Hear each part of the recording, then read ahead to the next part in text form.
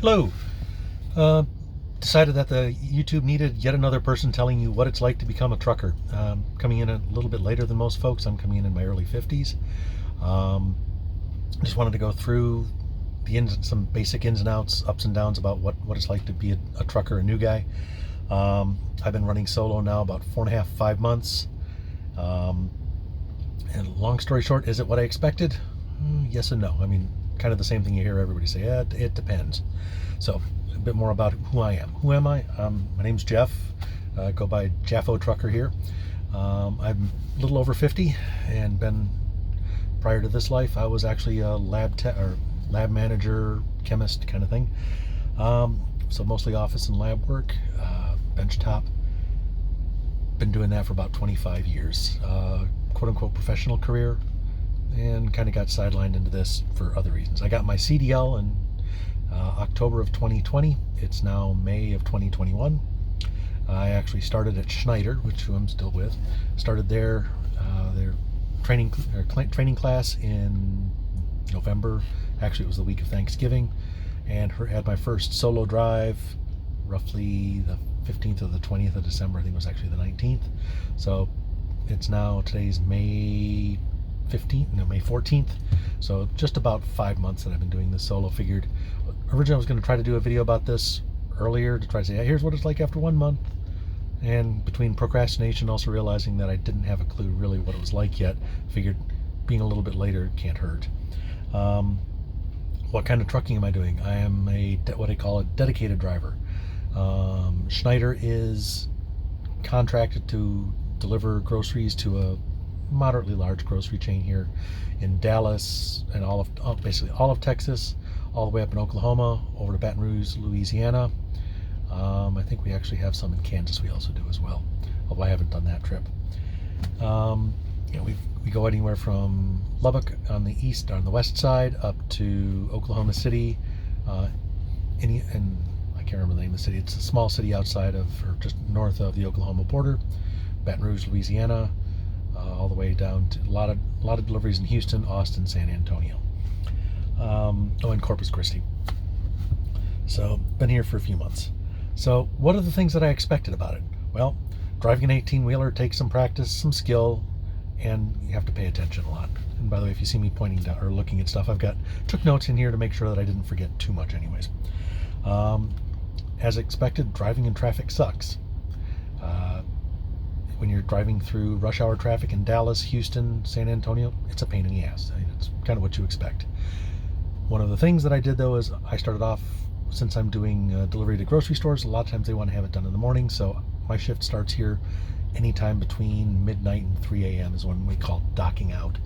And so that means you have to have all your paperwork and stuff done before that, so that you're pulling away from the loading dock with a loaded trailer and heading on out.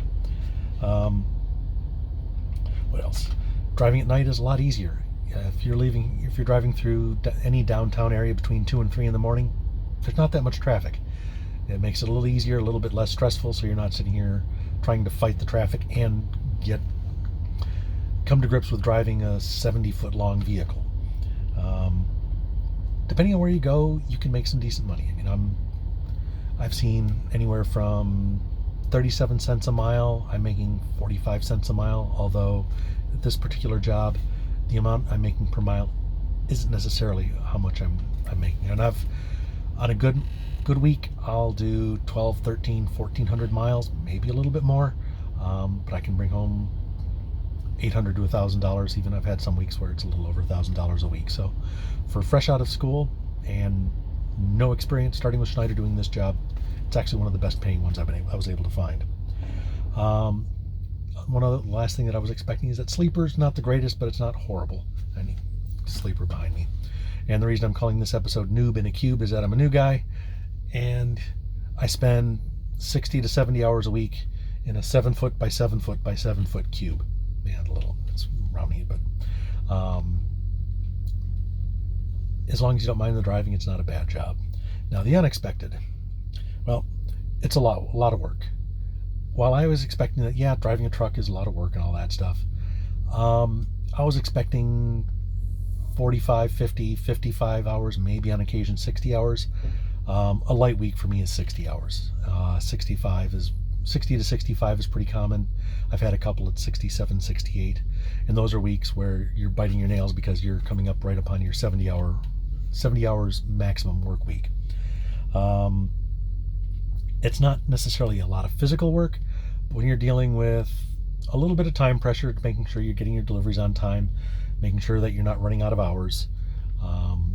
Maybe I'll go through logs and what you're allowed to do at a different video or something like that. But there is a time pressure. A lot of times the worst time pressure I run into is I've got either an 11-hour day or a 14-hour day, depending on which limit I'm running up on. And signing off on my logs at 13 hours and 56 minutes, getting to that point can be stressful. You're sitting here, pumping the accelerator, trying to make sure you're getting back to the loading dock, getting unloaded, getting unhooked, and getting parked, getting all your post-trip inspection and all that stuff done, and still having a few minutes left. That can be a little stressful at times. Working night shift. Well, I'm a night person, so overall that's not too bad. But I work out of Dallas, actually the city of Wilmers, where the Schneider Operations Center is, the OC. That's outside of here, Dallas. I live outside of San Antonio, so I go home for the weekends, come up here for 5 days, and then go back. The downside is my Friday is on Sunday. I finish up anywhere between 10 a.m. and 2 p.m. in the afternoon. Have a 4.5 to 5 hour drive home. Get home at anywhere from 2 till 7 o'clock at night. That's my Friday night. I have a full day Saturday Saturday is my Monday. Have that off completely, and then Tuesday morning or 11 or 12 o'clock in the morning, noon, I'm driving back up here to Dallas. Didn't realize how much of an effect that was going to be. Part of that's due to the fact that I wasn't quite aware of where I was actually going to be working out of, because when I talked to a recruiter, and recruiters, they might not lie, they might not falsify things, but they can be intentionally out of touch of exactly what it is. Like I said, yeah, I live in San Antonio. Can I work out of there? Like, I think so. I know that they do. I know there's deliveries down there. I'm like, okay, cool. Little did I know until I actually was signed on and working and finding out that, oh, you work out of Dallas.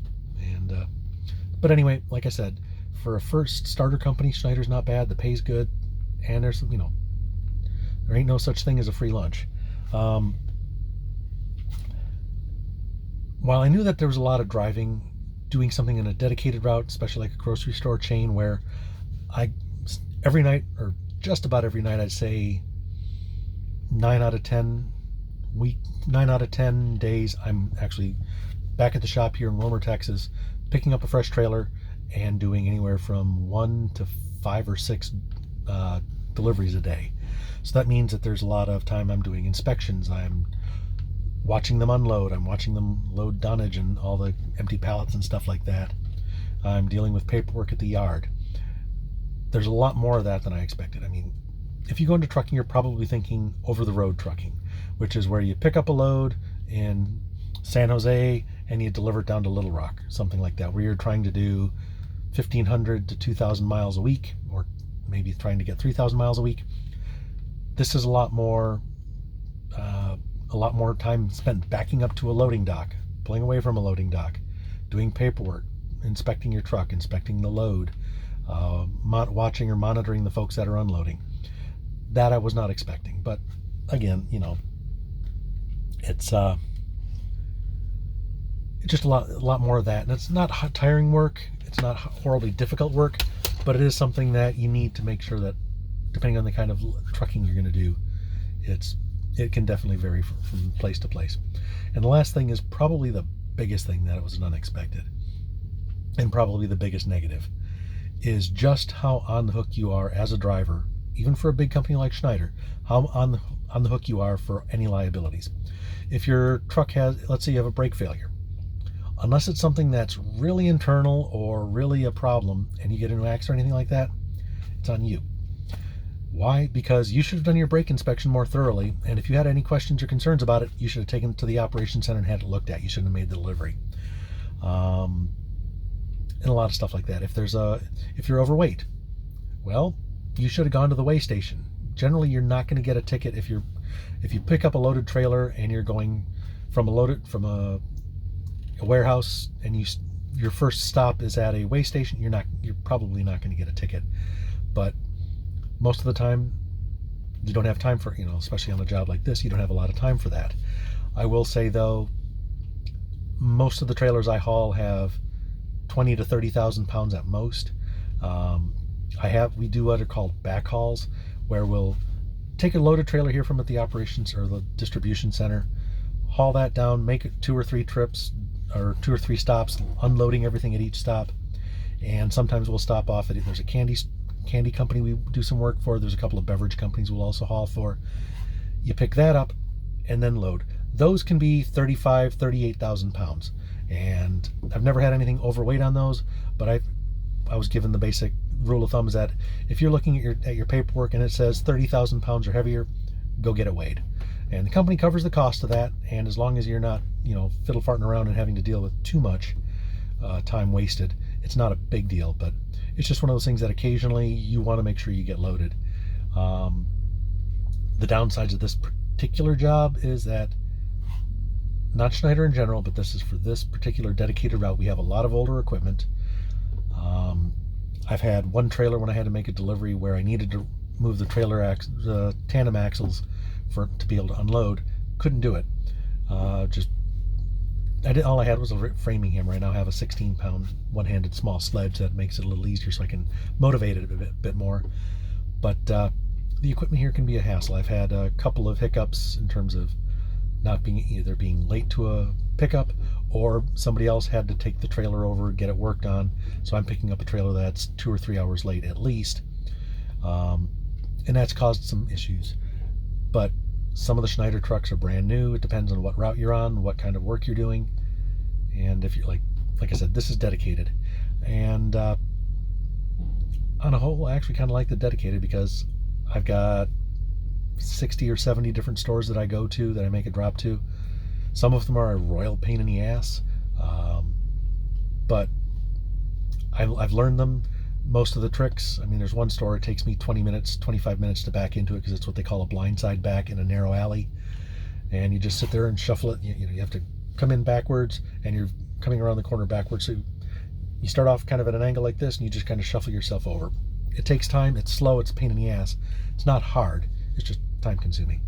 And there's a couple others that are a little bit finicky, but once you know what you're doing, you've been to them before, you learn, oh, I can't make a right turn into there, I have to come in, make a left turn off a side street, that kind of thing. And working a dedicated route where I know all the stores, or most of them. Today was the first. I actually had to go to doing a backhaul to some farm in the middle of nowhere, right near Killeen, Texas, or Fort Hood. There's a farm. Had to go pick up some lettuce of all things out in the middle of nowhere. GPS, I will say Schneider's GPS sucks. But at any rate, at some point I'm probably going to go through, do what are the good things about Schneider, bad things about Schneider. But at any rate, in early 50s, starting off trucking, thumbs up, thumbs down, kind of up. And it's the only job you're going to be able to, either through unemployment or a few $1,000s of your own money getting your CDL, and you're going to be able to walk into a job within 2-3 months and be making $35,000, $40,000, $45,000, $50,000 a year. There's not many jobs you can do that with. Maybe if you happen to know somebody and you can get into carpentry or plumbing, that kind of, you can get into a skilled trade. Maybe you can do that, but you need to know somebody. This, you just need a CDL. The other thing I would say is, and I'll probably go through this I will go through this in another video. If you want to get a CDL, you want to get into trucking, you need to get... 60-minute warning. That's Nagatha. That's my tablet telling me that I've got 60 minutes until my time runs out. Oh, well, I'm already clocked out, so not a big deal. But is get one that gives you your 140-hour certificate. You need not just your CDL, which is just your commercial driver's license, but you need to get one that has a certificate to go along with it. So at any rate, hope that helps you figure out whether trucking might be for you or something like that. I'm going to go through a lot more videos to discuss things about some of the ins and outs of what are good about the various types of trucking you can do. So anyway, take care.